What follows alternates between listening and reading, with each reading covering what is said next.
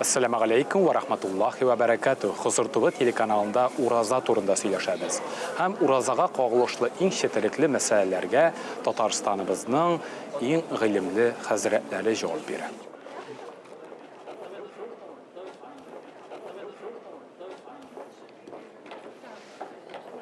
Şulay kayber kişiler sırılar.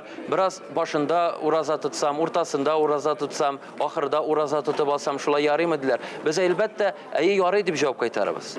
Başında unkin, ortasında unkin, hem ahırdan unkin. Hürmetli gaziz tuganlar. Başlap jiberik. Mine uraza ol nişik. Her bir urazanın her bir kini ol şişmeden şista su işken kebek. Şista hava sulagan kibik. Mene nişik kişi gil şista su işesi kilgen kibik. Eğer de ol bir gün uraza tuta başlasa, elbette ol ikinci gününde, üçüncü, dörtüncü, 25. 30. gününde uraza tutarga tileyecek.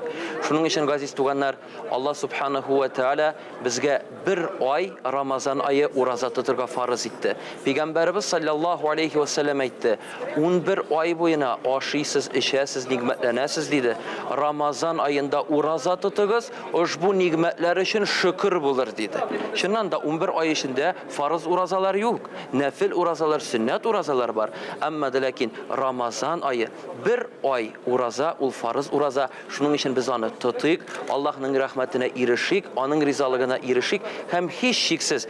Peygamberimiz sallallahu aleyhi ve sellem etti. Mümin Müslümanın uraza tutuşunun iki şartlığı var dedi. Birincisi iftar vakitinde, ikincisi bu ecir sevaplarını kurganda. Şunun için Allah Rabbimiz bu dünyada da ahirette de iki dünya şartlığına erişulerini nasip kılsın inşallah. Sizin için əlegi tapşırıqlar faydalı bulğan deyib ümitlənib qalabız. Həm kiləsi işraşılara qədər deyib inşallah sağollaşarız. Assalamu aleykum ve rahmetullahi ve berekatuhu. Sağ olunuz.